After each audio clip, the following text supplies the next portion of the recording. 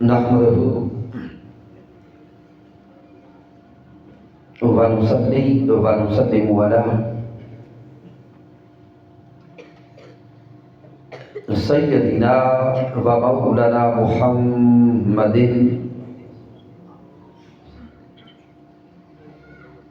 نبي الأمين المكين الكريم الرؤوف الرحيم. أما بعد فأعوذ بالله من الشيطان الرجيم. بسم الله الرحمن الرحيم. قال الله تبارك وتعالى في القرآن المجيد: وَإِنَّكَ لَعَلَى خُلُقٍ عَظِيمٍ. صدق اللہ مولانا العظیم. ان اللہ وملائکتہ یصلون علی النبی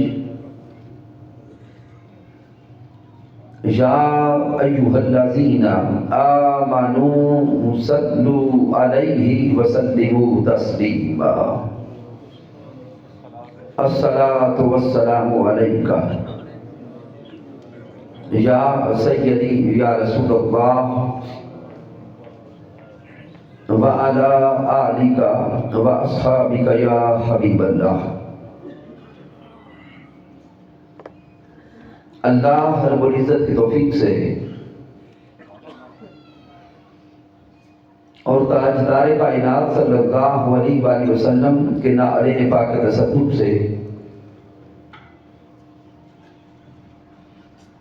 ہم اپنے عظیم دوست عظیم عاشق رسول جناب محترم ساجد محمود کوڑا صاحب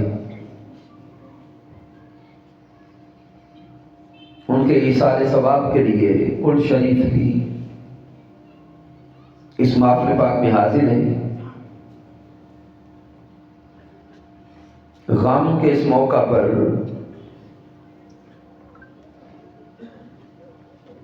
ان کی فیملی کے تمام احباب،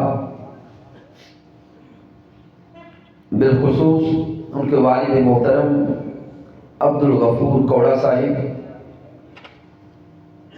جناب محترم محمد عاطف کوڑا صاحب، ان کے بیٹے اور خاندان کے جمیع افراد کے ساتھ اظہار تعزیت کرتے ہیں. اصلاً جس طرح یہ غم اور دکھ کوڑا برادری کا ہے، بالکل اسی طرح یہ غم ہماری منہاج القرآن کی فیملی کا بھی ہے، کیونکہ عرصہ دراز تک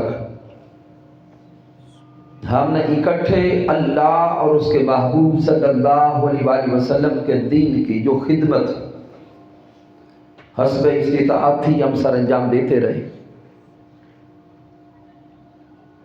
دروس عرفان القرآن کو منعقد کرنا، محافل میلاد مصطفیٰ صلی اللہ علیہ وآلہ وسلم کا انعقاد کرنا، حلقات درود کو قائم کرنا، الہ حاضر قیاس محترم ساجد محمود کوڑا صاحب مسجد کے معاملات ہو، محلے کی فلاح کے معاملات ہو، برادری کے بھلائی کے معاملات ہو، اور مشن منہاج القرآن کے فلاح اور کامیابی کے معاملات ہو، ہمارے ساتھ ہر وقت شانہ بشانہ چلتے رہے. اللہ رب العزت محبوب صلی اللہ علیہ وآلہ وسلم کے تصدق سے انہیں جنت میں اعلیٰ مقام عطا فرمائے.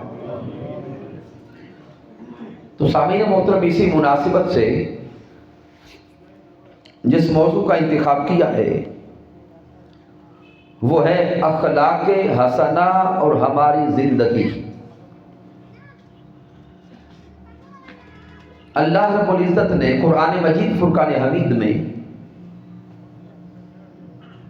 محبوب تاجدار کائنات صلی اللہ علیہ وآلہ وسلم کے اخلاق کا ذکر کرتے ہوئے ارشاد فرمایا وَإِنَّكَ لَعَلَىٰ خُلُقٍ عَظِيمٍ۔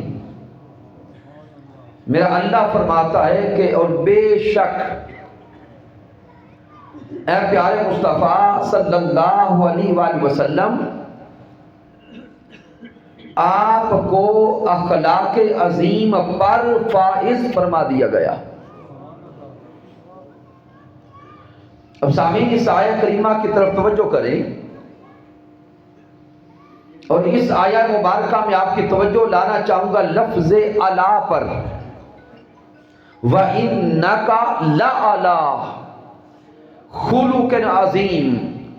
اللہ فرماتا ہے میرے پیارے محمد صلی اللہ علیہ وسلم، اے میرے پیارے محبوب آپ اخلاق عظیم پر فائز ہیں۔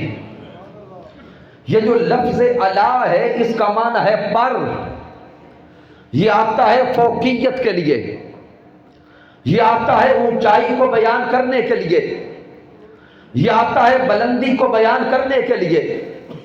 مالک کائنات قرآن مجید میں یہ پیغام دے رہا ہے کہ لوگوں میرا محبوب میرا حبیب پیارے محمد مصطفیٰ صلی اللہ علیہ وآلہ وسلم یہ اخلاق عظیم پر بھی فائز ہیں۔ اب تاجدار کائنات کو میرے اللہ نے اخلاق عظیم سے بھی اوپر رکھا، اخلاق عظیم پر بھی فوقیت دی۔ رب کائنات پیغام کیا دینا چاہتا ہے کہ دنیا والوں سن لو اور سمجھ لو کہ کائنات میں ہر انسان عزت پاتا ہے اخلاق حسنہ کو اپنا کر، ہر انسان دنیا میں اچھا بنتا ہے اخلاق حسنہ کو اپنا کر، لیکن دنیا والوں اخلاق خود نیکی بنتا ہے، اعلیٰ بنتا ہے، الفا بنتا ہے نسبت محمد مصطفیٰ کو پا کر۔ بات تھوڑی اور سادہ کرتا ہوں۔ سامعین محترم، ہم اس معاشرے میں رہتے ایک جوان جو اچھے اخلاق کا مالک ہے، والدین کا ادب و احترام کرے، محلے میں سارے بزرگوں کو عزت سے پیش آئے، بچوں کے ساتھ شفقت سے پیش آئے، تو سامعین محترم ہم اس جوان کی عزت کرتے ہیں کہ نہیں کرتے؟ بولیں گے؟ یعنی وہ جوان جس کو اچھا اخلاق حاصل ہے ہم اس جوان کی عزت کرتے ہیں، اور اللہ نہ کرے کہ وہی جوان 2 سالوں بعد بگڑ جائے، والدین کا احترام چھوڑ دے، بزرگوں کی عزت کرنا چھوڑ دے، بچوں کے ساتھ پیار کرنا چھوڑ دے، محلے میں بدتمیزی کرے، تو کیا ہم اس جوان کی عزت کرتے رہتے ہیں یا چھوڑ دیتے ہیں؟ چھوڑ دیتے ہیں۔ تو سامعین آپ سے سوال کرتا ہوں، کیا اس جوان کا نام بدل گیا؟ بولیں گے؟ نہیں۔ کیا اس جوان کی شکل بدل گئی؟ نہیں۔ کیا اس جوان کے ماں باپ بدل گئے؟ نہیں۔ اس جوان کا نام بھی وہی رہا، خاندان بھی وہی رہا، ماں باپ بھی وہی رہے، لیکن جب تک وہ اچھے اخلاق والا تھا ہم بھی اس کی عزت کرتے تھے، جب اس کا اخلاق اچھا نہ رہا ہم نے بھی اس کی عزت کرنا چھوڑ دی۔ تو سامعین محترم، وَإِنَّكَ لَعَلَىٰ خُلُقٍ عَظِيمٍ میں مالک کائنات یہ پیغام دے رہا ہے، لوگوں دنیا کا ہر جوان، دنیا کا ہر انسان عزت پاتا ہے اخلاق حسنہ کو پا کر، لیکن پیارے مصطفیٰ کی شان یہ ہے، پیارے مصطفیٰ کا مقام یہ ہے، پیارے مصطفیٰ کا مرتبہ یہ ہے کہ اخلاق خود عزت پاتا ہے نسبت محمد مصطفیٰ کو اپنا کر۔ پھر سامعین محترم، اخلاق کہتے کسے ہیں؟ جب بھی لفظ اخلاق بولا جاتا ہے ہمارے تصورات میں آتا ہے کہ اخلاق اچھے بول چال کا نام ہے، اچھا بولنا، کسی کے ساتھ اچھا برتاؤ کرنا۔ تو سامعین یہ درست ہے کہ اخلاق حسنہ اچھے برتاؤ کا نام ہے، اچھی بول چال کا نام ہے، لیکن صرف اچھا بولنا ہی اخلاق نہیں۔ کتب کا مطالعہ کریں تو لفظ اخلاق جو ہمیں سمجھ آتا ہے، اخلاق کے اندر انسان کی ساری عادات آتی ہیں۔ انسان بولتا کیسے ہے یہ بھی اخلاق کے اندر ہے، انسان دیکھتا کیسے ہے یہ بھی اخلاق کے اندر ہے، انسان سنتا کیا ہے یہ بھی اخلاق کے اندر ہے، انسان گلی میں چلتا کیسے ہے یہ بھی اخلاق کے اندر ہے، انسان معاشرے میں رہتا کیسے ہے یہ بھی اخلاق کے اندر ہے۔ گویا انسان کا بولنا، انسان کا دیکھنا، انسان کا سننا، گلی میں چلنا، معاشرے میں رہنا، ہر انسان کا عمل اخلاق کے دائرے میں آتا ہے۔ بندے کا ہر عمل اخلاق کے دائرے میں آتا ہے۔ اگر یہ سارے اعمال اچھے ہو جائیں، بہتر ہو جائیں تو اخلاق حسنہ کہتے ہیں۔ اگر اچھے ہو جائیں تو اخلاق حسنہ کہتے ہیں، اور اگر انسان کا رویہ، انسان کی عادات اور انسان کے اعمال برے ہو جائیں تو وہ اخلاق سیئہ بن جاتا ہے، برا اخلاق۔ اور سامعین مجھے بول کے بتائیے گا، ہم سب اچھا اخلاق چاہتے ہیں یا برا؟ اچھا اخلاق۔ تو اچھا اخلاق کیا ہے کہ انسان کلیتاً بدل جائے، شیطان کے راستے کو چھوڑ دے، برائی کے راستے کو چھوڑ دے، غلاظت کے راستے کو چھوڑ دے، گندگی کے راستے کو چھوڑ دے۔ انسان اپنی سوچ کو، اپنے اعتبار کو، اپنے انداز کو، اپنی بول چال کو انسان بہتر کر لے، جس کی زندگی کا ایک ایک عمل بہتر ہوتا چلا گیا وہ اخلاق محمدی کا پیروکار بنتا چلا گیا۔ سامعین اس سے اگلے نقطہ کی طرف آتے ہیں کہ پھر حضور کا اخلاق کیا ہے۔ حضرت سیدہ عائشہ صدیقہ رضی اللہ تعالی عنہا، آپ کی بارگاہ میں ایک صحابی آئے اور وہ صحابی آ کے عرض کرتے ہیں کہ اے امہات المومنین سیدہ عائشہ صدیقہ رضی اللہ تعالی عنہا، مجھے بتائیے کہ حضور کا اخلاق کیا تھا، پیارے آقا کا اخلاق کیا تھا۔ تو سوال کرنے والے سے سیدہ عائشہ صدیقہ سوال کرتی ہے، اے محبوب کے اخلاق کے بارے میں پوچھنے والے، کیا تو نے کبھی قرآن کی تلاوت نہیں کی؟ کیا تو نے کبھی قرآن نہیں پڑھا؟ وہ صحابی عرض کرتے ہیں کہ میں قرآن تو پڑھتا ہوں۔ تو سیدہ عائشہ صدیقہ فرماتی ہیں پھر سن لے، کانا خلقہ القرآن، آپ فرماتی ہیں کہ سارے کا سارا قرآن ہی اخلاق محمد مصطفیٰ ہے۔ سارے کا سارا قرآن اخلاق محمدی کا پیغام ہے، سارا قرآن اخلاق مصطفیٰ کا پیغام ہے۔ جب قرآن کو اٹھا کر دیکھا تو قرآن مجید کہیں سچ بولنے کی بات کرتا ہے، قرآن مجید کہیں امانت کی بات کرتا ہے، قرآن کہیں دوسروں کے ساتھ بھلائی کی بات کرتا ہے، قرآن دوسروں کے حیا کی بات کرتا ہے، قرآن دوسروں کے ساتھ اچھے انداز سے پیش آنے کی بات کرتا ہے۔ گویا سارا قرآن پڑھتے چلے جائیں، قرآن بول بول کے بتاتا ہے کہ میرے محمد مصطفیٰ کا اخلاق کیسا تھا۔ سامعین یہاں پہ ایک علمی اور فکری نکتہ، کیونکہ نوجوان نسل کی نمائندگی موجود ہے، کسی کے ذہن میں سوال پیدا ہوگا کہ ہم نے تو آج تک یہی سمجھا ہے کہ قرآن اللہ کا کلام ہے، قرآن مجید اللہ کا، بولیں گے اللہ کا کلام ہے۔ اور شاید کسی کے ذہن میں سوال آ جائے کہ علامہ صاحب کہہ رہے ہیں کہ یہ سارا قرآن اخلاق مصطفیٰ ہے۔ تو سامعین قرآن مجید اللہ کا کلام ہے، اس میں کوئی شک نہیں. اور قرآن مجید اخلاق کے محمد مصطفیٰ ہے، اس میں بھی کوئی شک نہیں. لیکن ذہن سوال کرتا ہے کہ قرآن ایک ہے، ایک قرآن اللہ کا کلام کیسے بن گیا اور وہی قرآن اخلاق کے محمد مصطفیٰ کیسے بن گیا؟ یہ نقطہ سمجھنے والا. تو سامعین محترم اس نقطہ کو سمجھیں گے کہ کلام جس کا ہوتا ہے وہ کلام صاحب کلام کی صفت ہوتا ہے.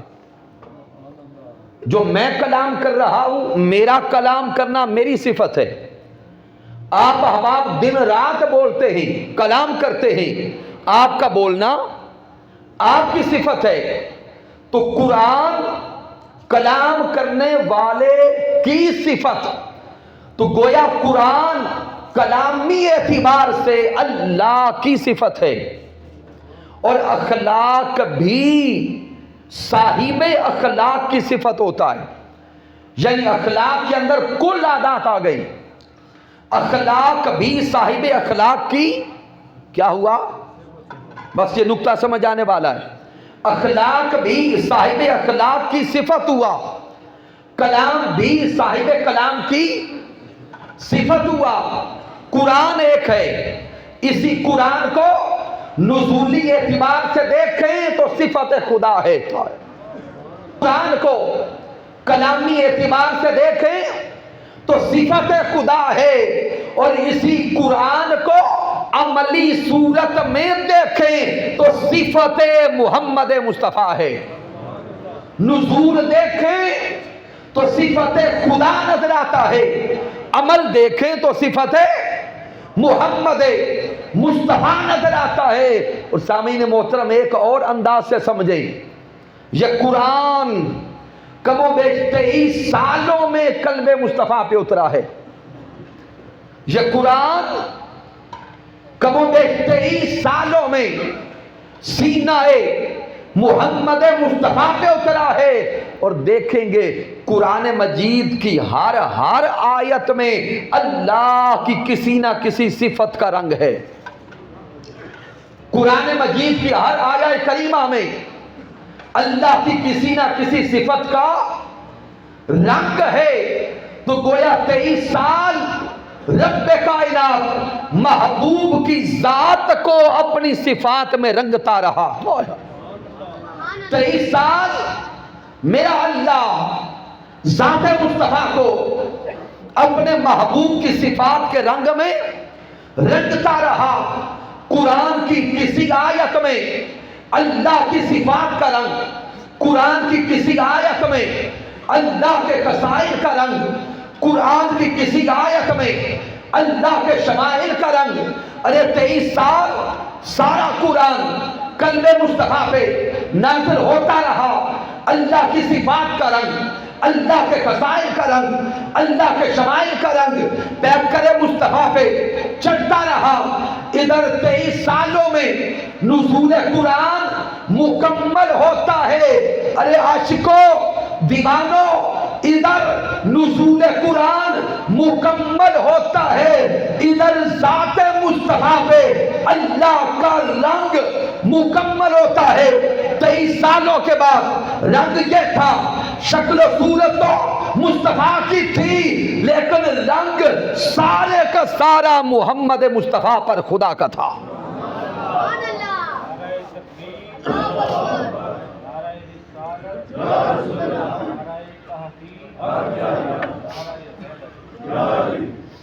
ٹائم کے لیے موبائل دے دیں. 23 سالوں کے بعد آقا تاجدار کائنات صلی اللہ علیہ وآلہ وسلم کہ پیکر ہر کا عالم یہ تھا کہ پیکر تو محمد مصطفیٰ کا تھا، ہستی تو محمد مصطفیٰ کی تھی، شخصیت تو محمد مصطفیٰ کی تھی، لیکن ذات مصطفیٰ پر سارے کا سارا رنگ خدا کا تھا. اور رب کائنات نے قرآن میں فرما دیا صبغۃ اللہ ومن احسن من اللہ صبغہ. اللہ نے اعلان فرما دیا کہ اللہ کا رنگ، اور دنیا والوں کس کا رنگ اللہ کے رنگ سے بہتر ہے؟ اے آقا کے چاہنے والوں، آئیں ہم بھی اللہ رسول کے رنگ میں رنگے جائیں، ہم بھی اللہ رسول کی صفات کے رنگ میں رنگے جائیں، ہم بھی اللہ رسول کے خصائل کے رنگ میں رنگے جائیں، اپنی زندگی جو پیچھے بچ گئی اس زندگی کو دنیا کے حرص و حوث سے نکال کر اللہ رسول کی صفات کے رنگ میں رنگنے کی کوشش کریں۔ اب رنگنا کیسے ہے؟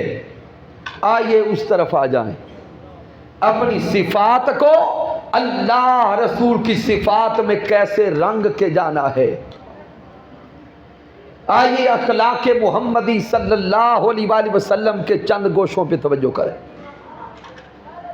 اور محترم ساجد محمود کوڑا صاحب جو ہمارے دوست تھے، ہمارے ساتھی تھے، ہم سے بچھڑ گئے، ہمیشہ دوسروں کی بھلائی کی فکر کرتے رہے، اور ابھی جس دن پرسوں ان کا وصال ہوا، کوئی 12 بجے کے قریب ان کی طبیعت خراب ہوئی، وہ اللہ کی بارگاہ میں چلے گئے۔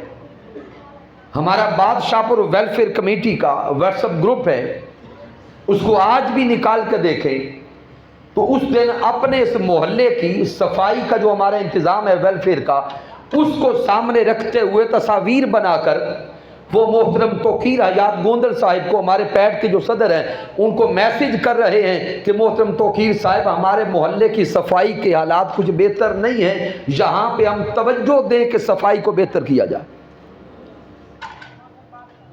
اور پھر جو الحیات ٹاؤن کے ہمارے رہنے والے لوگ ہیں وہ جانتے ہیں کہ جہاں اس پورے محلے کی فلاح کے لیے، بہبود کے لیے، بہتری کے لیے انہوں نے اپنے باہر کے تمام ساتھیوں کے ساتھ رابطہ کیا، اور رابطہ کر کے یہاں کی ویلفیئر کے لیے انہوں نے ٹینٹنگ کا انتظام کیا، برتنوں کا انتظام کیا، تاکہ جو غریب غربا کسی کے گھر میں غمی خوشی کا موقع ہو تو بغیر عفظ کے، بغیر کرائے کے ان کو یہ مال اور سامان میسر آ سکے۔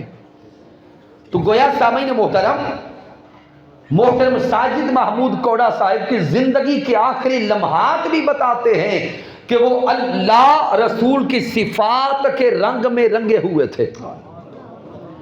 اب رنگنا کیسے ہے؟ آئیے اس طرف آئے۔ حدیث مبارکہ جس کو امام بخاری صحیح بخاری میں لائے، امام مسلم صحیح مسلم میں لائے، حدیث پاک کے راوی حضرت ابو ہریرہ رضی اللہ تعالی عنہ ہیں۔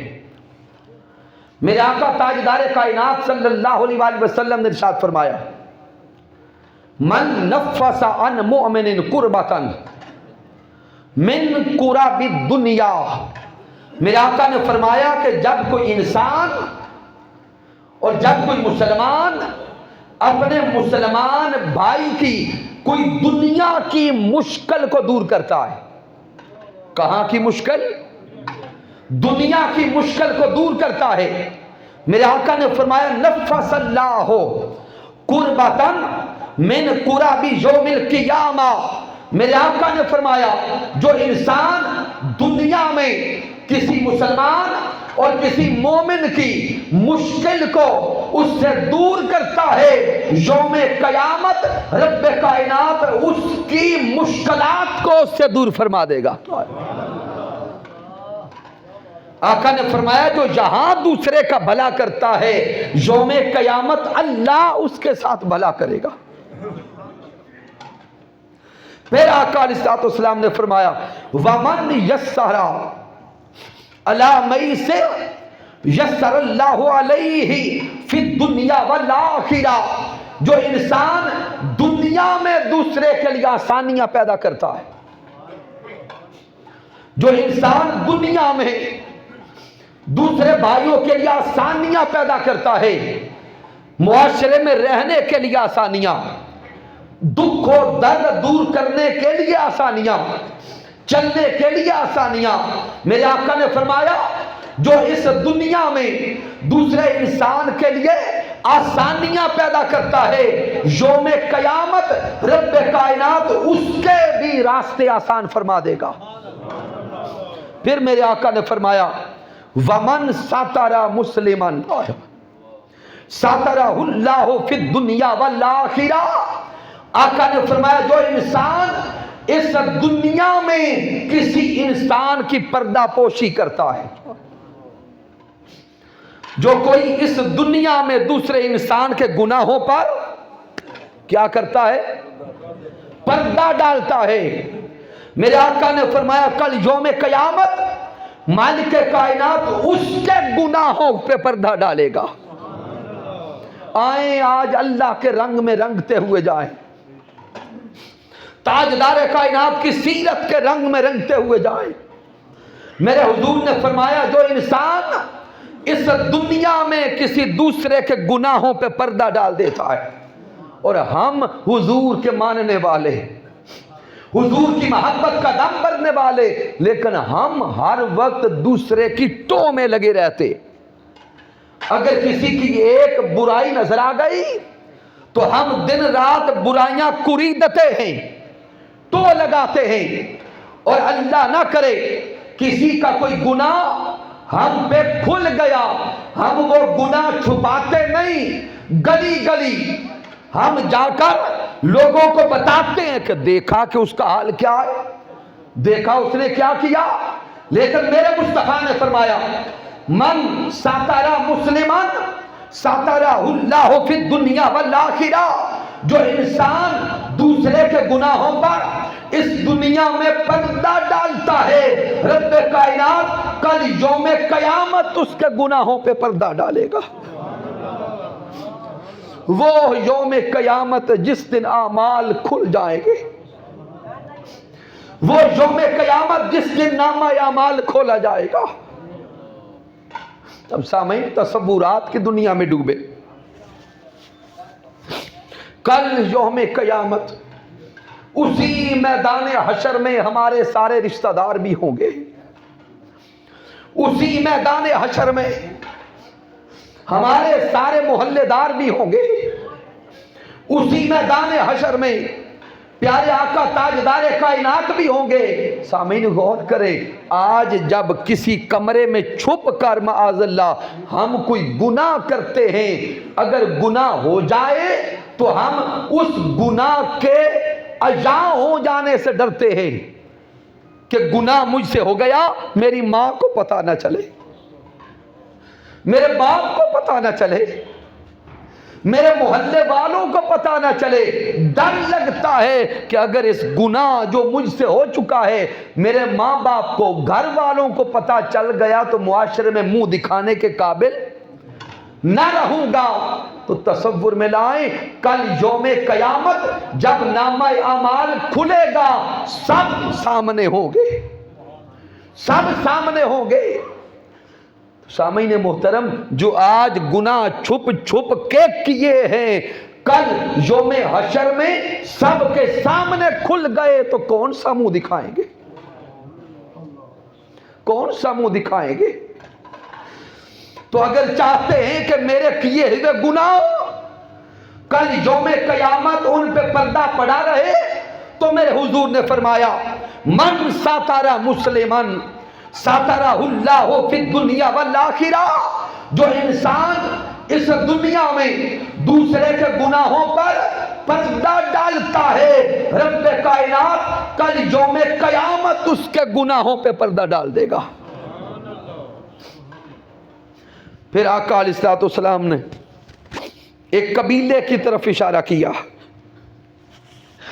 اور میرے حضور نے فرمایا کہ فلاں قبیلہ مجھے بڑا پیارا ہے، اور یہاں تک میرے حضور نے فرمایا فَهُمْ مِنِّي وَأَنَا مِنْهُمْ، میرے حضور نے فرمایا کہ فلاں قبیلے والے میں ان سے ہوں اور وہ مجھ سے ہیں۔ صحابہ نے عرض کیا حضور اس قبیلے میں کیا خاص بات ہے؟ اب توجہ کیجئے گا اس قبیلے کی عادت پر۔ میرے حضور نے فرمایا کہ اس قبیلے والوں کا حال یہ ہے کہ جب بھی اس قبیلے پر قحط آتا ہے، مال میں تنگی آتی ہے، ظاہراً رزق میں تنگی آتی ہے، بزرگ احباب موجود ہیں، پرانے دور آج کی طرح کے آسان دور نہیں تھے، اور وہ عرب کا علاقہ جو وزٹ کر کے آئے ہیں، جو دیکھ کے آئے ہیں، وہ بارانی علاقہ ہے، بارشیں ہوتی ہیں تو فصلیں ہوتی ہیں۔ تو سامعین محترم، اگر بارشیں نہ ہوتی تو قحط آ جاتا، فصلیں نہ ہوتی تو میرے آقا تاجدار کائنات نے فرمایا یہ قبیلہ اشعر، ان کا حال یہ تھا، اگر اس قبیلے پر کبھی کوئی تنگی آ جاتی، اس قبیلے پر قحط آ جاتا، تو اس قبیلے کے ہر گھر کے خاندان کے لوگ اس خاندان میں، گھر میں جو کچھ بھی کھانے کو آتا وہ سب کچھ لے آتے، کوئی امیر و غریب کا تصور نہ رہتا، امیر کے گھر میں جو کچھ ہے وہ بھی لے آیا، غریب کے گھر میں جو کچھ ہے وہ بھی لے آیا، سارا رزق، ساری خوراک، ساری گندم، سارے چاول اور کھانے کی ساری چیزیں سارے خاندان والے ایک جگہ پر لے کر اکٹھے کر دیا۔ جب سارے رزق کو ایک مقام پہ اکٹھا کرتے، اس کے بعد اس کو سارے گھروں میں برابر تقسیم کر دیا جاتا، برابر تقسیم کر دیا جاتا، پھر جتنا کچھ امیر کھاتا وہی کچھ غریب کھاتا۔ میرے آقا نے فرمایا کہ اس قبیلہ کا یہ عمل مجھے اتنا پیارا لگتا ہے، اس قبیلہ کا یہ عمل مجھے اتنا بھلا لگتا ہے، حضور نے فرمایا فَهُمْ مِنِّي وَأَنَا مِنْهُمْ، حضور نے فرمایا اس عمل کی وجہ سے وہ مجھ سے ہیں اور میں ان سے ہوں۔ تو سامعین محترم، اس قبیلے والوں کے بارے میں تو حضور نے فرما دیا، تو سامعین ہم سارے حضور کے امتی بیٹھے، آقا تاجدار کائنات کے امتی بیٹھے ہیں، یہ پورا معاشرہ 98 سے 99% مسلمانوں کا معاشرہ ہے، لیکن یہاں پہ آج ہم اتنے بے حس ہو چکے اور دنیا کے ایسے حریص بن چکے کہ ہمارے اپنے خاندان میں سگے بھائیوں کے بیٹے بھوکے بیٹھے ہوتے ہیں اور ہمارے گھروں میں پتہ نہیں کیا کیا کچھ کھایا جا رہا ہوتا ہے۔ پڑوسی ایک دیوار کے ساتھ والا وہ بھوکا ہے اور ہم اپنے گھروں میں طرح طرح کے کھانے کھا رہے ہیں۔ اگر آقا تاجدار کائنات کا رنگ ہم پہ چڑھ جاتا، اگر اللہ کی صفات کا رنگ ہم پہ چڑھ جاتا، تو پھر سامعین معاشرے میں یہ تقسیم نظر نہ آتی۔ آئیں کوشش کریں کہ اپنے غریب، مسکین، یتیم معاشرے کے بھائیوں کو بھی سہارا دیں۔ پھر سامعین محترم، میرے آقا تاجدار کائنات صلی اللہ علیہ وآلہ وسلم نے فرمایا، بسم اللہ، نعرہ تکبیر، نعرہ رسالت، میرے آقا علیہ السلام نے فرمایا، اور حدیث مبارکہ کے راوی حضرت انس بن مالک رضی اللہ تعالی عنہ ہیں، میرے حضور صلی اللہ علیہ وآلہ وسلم نے فرمایا من غات ملہوفا کتب اللہ لہو ثلاثۃ سبعین حسنہ، میرے حضور نے فرمایا جو کسی انسان کے ساتھ ایک بھلائی کرتا ہے، جو کسی ایک انسان کے ساتھ کتنی بھلائیاں، ایک بھلائی کرتا ہے، اور جو کسی مصیبت زدہ کی ایک مصیبت کو اس سے دور کرتا ہے، میرے حضور نے فرمایا کہ رب کائنات اس کے لیے 73 نیکیاں لکھ دیتا ہے۔ بلائیاں کتنیاں کی؟ ایک۔ کسی سے مصیبتیں کتنی دور کی؟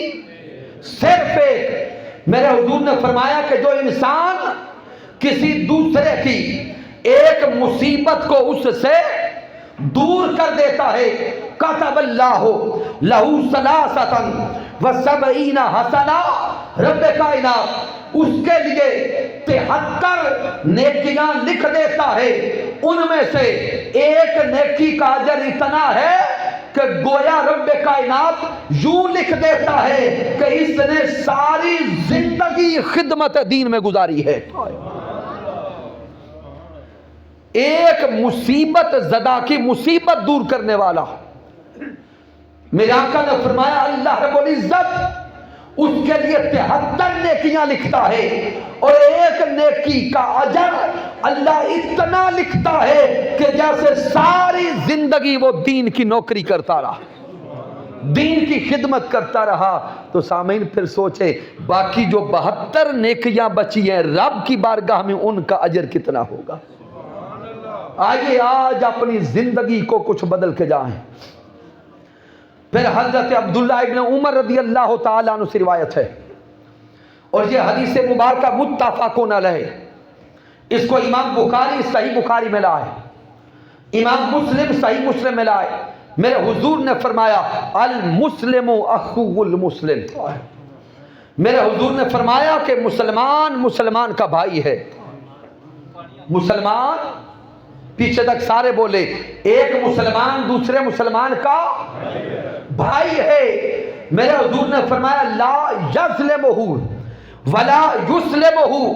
حضور نے فرمایا کہ ایک مسلمان دوسرے مسلمان کا بھائی ہے, نہ تو خود ایک مسلمان دوسرے مسلمان پہ ظلم کرتا ہے اور نہ ہی اسے کسی ظالم کے حوالے کرتا ہے. نہ خود ظلم کرتا ہے اور نہ ظالم کے حوالے کرتا ہے. آقا کے چاہنے والوں, اگر اپنے معاشرے پہ نگاہ ڈالے, یہاں پہ ایک کلمہ پڑھنے والا دوسرے کلمہ پڑھنے والے پہ ظلم کر رہا ہے. ایک مسلمان دوسرے مسلمان کی جان لے رہا ہے. قتل و غارت کی فضا عام ہو چکی. سوشل میڈیا پر آئے روز ویڈیو سامنے آتی ہیں کہ پڑھنے والے دونوں کلمہ حضور کا ہیں, ایک مار رہا ہے دوسرا مر رہا ہے. ہمیں کب ہوش آئے گی, کب حضور کی دیوانگی کا حق ادا کریں گے, کب حضور تاجدار کائنات کے کلمہ کا حق ادا کریں گے. اور میرے آقا نے فرمایا کل یوم قیامت جس گناہ کا سب سے پہلے فیصلہ ہوگا وہ کسی کا ناحق خون بہانا ہے. اگر کسی ظالم نے یہاں پہ کسی کو ناحق قتل کر دیا, خون بہا دیا, کل یوم قیامت سب سے پہلا فیصلہ اس قاتل کے حوالے سے کیا جائے گا اور اس قاتل کو رب کائنات سیدھا جہنم بھیجے گا. اور جہاں پر کرائے کے قاتل خریدے جاتے, پھر آقا تاجدار کائنات صلی اللہ علیہ وآلہ وسلم نے ارشاد فرمایا,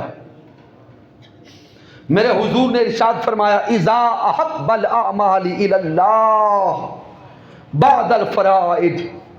میرے حضور نے فرمایا کہ فرائض اعمال کے بعد اگر کوئی سب سے افضل عمل جاننا چاہتا ہے تو وہ جان لے کہ جب کوئی انسان کسی دکھی کو خوش کرتا ہے تو رب کائنات کی بارگاہ میں وہ مقبول عمل لکھا جاتا ہے.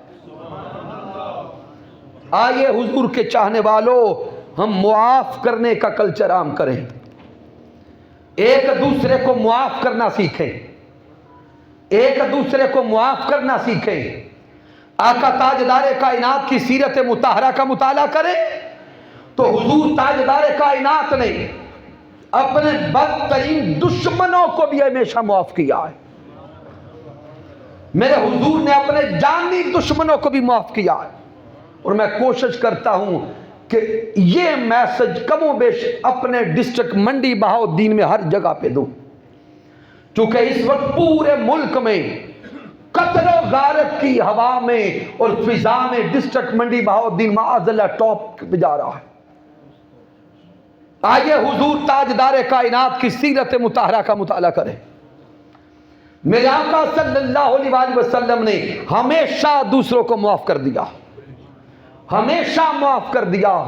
سامعین محترم, یہاں تک کہ میرے آقا علیہ الصلوۃ والسلام نے ان دشمنوں کو بھی معاف کر دیا جنہوں نے ساری زندگی ایک بار نہیں درجنوں بار معاذ اللہ حضور کو شہید کرنے کی کوششیں کی.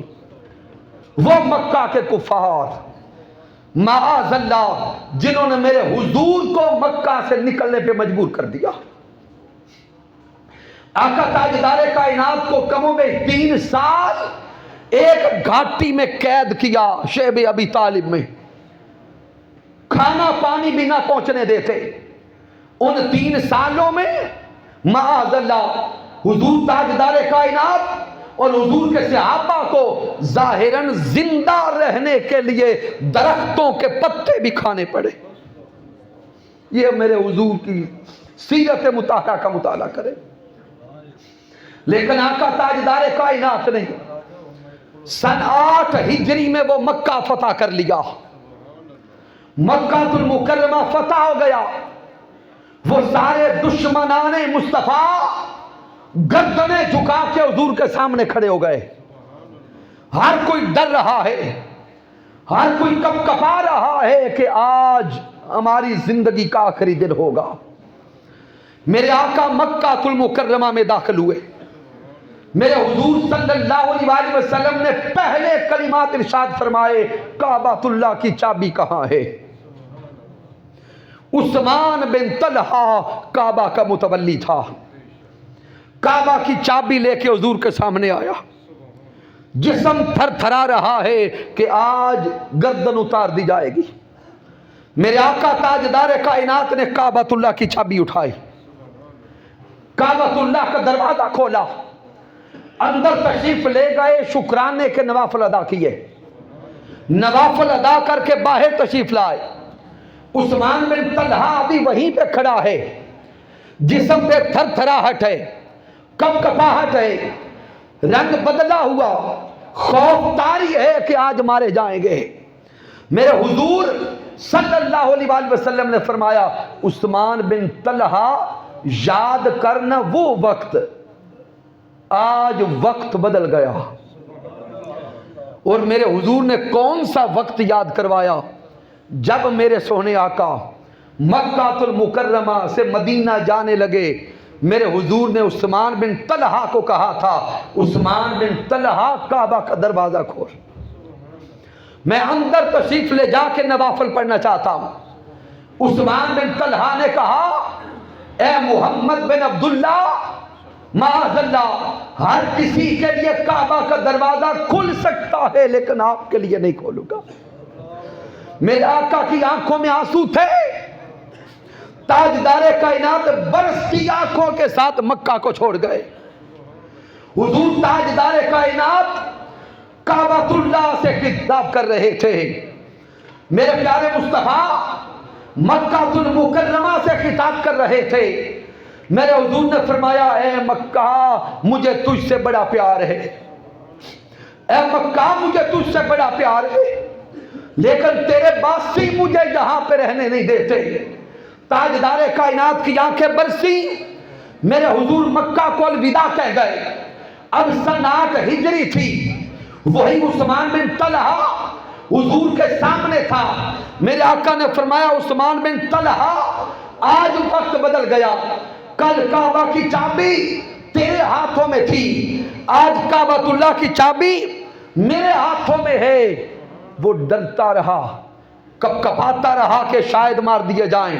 میرے حضور نے فرمایا، عثمان بن طلحہ اپنے ہاتھ آگے کر. وہ کپ کپاتا ہوا ہاتھ آگے نہیں کرتا کہ کہیں ہاتھ نہ کٹوا دے. میرے حضور نے پھر فرمایا، عثمان بن طلحہ اپنے ہاتھ آگے کر. وہ ڈرتا لرزتا اپنے ہاتھ حضور کے سامنے کرتا ہے. میرے پیارے مصطفیٰ نے کعبۃ اللہ کی چابی پھر عثمان بن طلحہ کے ہاتھوں میں رکھ کے کہا، اے عثمان بن طلحہ، تو نے میرے لیے کعبہ کا دروازہ نہیں کھولا تھا، وہ تیرا کردار تھا. آج پھر میں کعبہ کی چابی تیرے ہاتھوں میں دیتا ہوں، تجھے پھر کعبہ کا متولی بناتا ہوں، تیری معافی کا اعلان کرتا ہوں. وہ تیرا کردار تھا، یہ محمد مصطفیٰ کا کردار ہے۔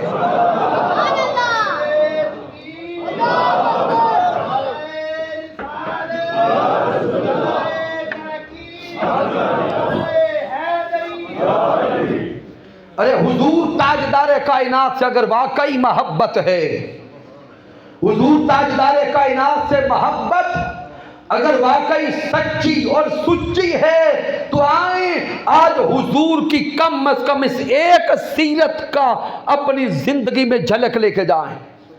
میرے آقا نے دشمنوں کو معاف کر دیا، اور ہم اپنے رشتہ داروں کو معاف نہیں کر سکتے؟ ہم اپنے سگے بہن بھائیوں کو معاف نہیں کر سکتے؟ ہم اپنے محلے والوں کو معاف نہیں کر سکتے؟ میرے آقا نے کافروں کو معاف کر دیا اور ہم مسلمانوں کو معاف نہیں کر سکتے؟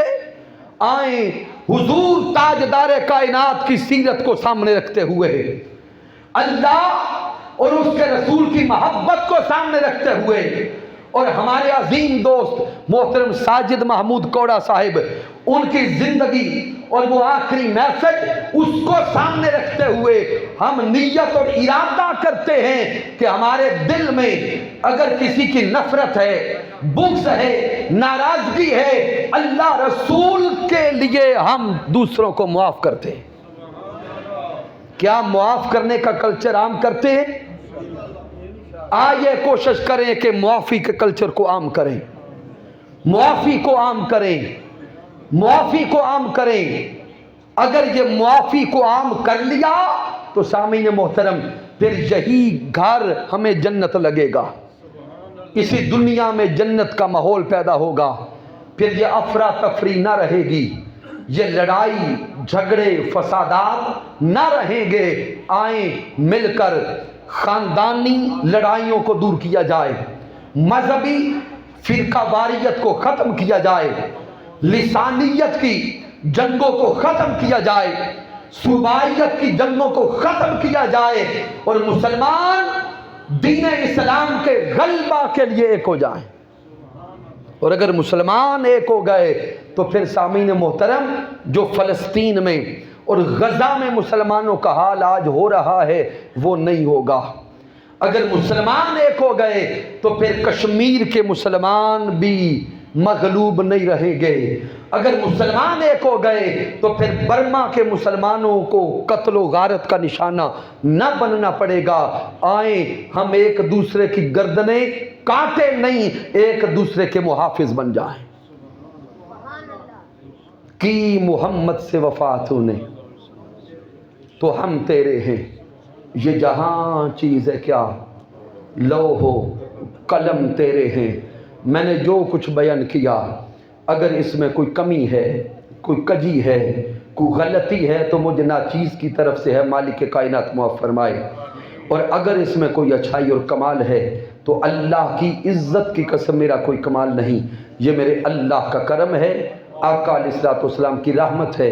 میرے قائد، میرے مربی، میرے استاذ حضور شیخ الاسلام ڈاکٹر محمد طاہر القادری مدد اللہ علی کی صحبت کا فیضان ہے۔ وما علینا الا البلاغ المبین۔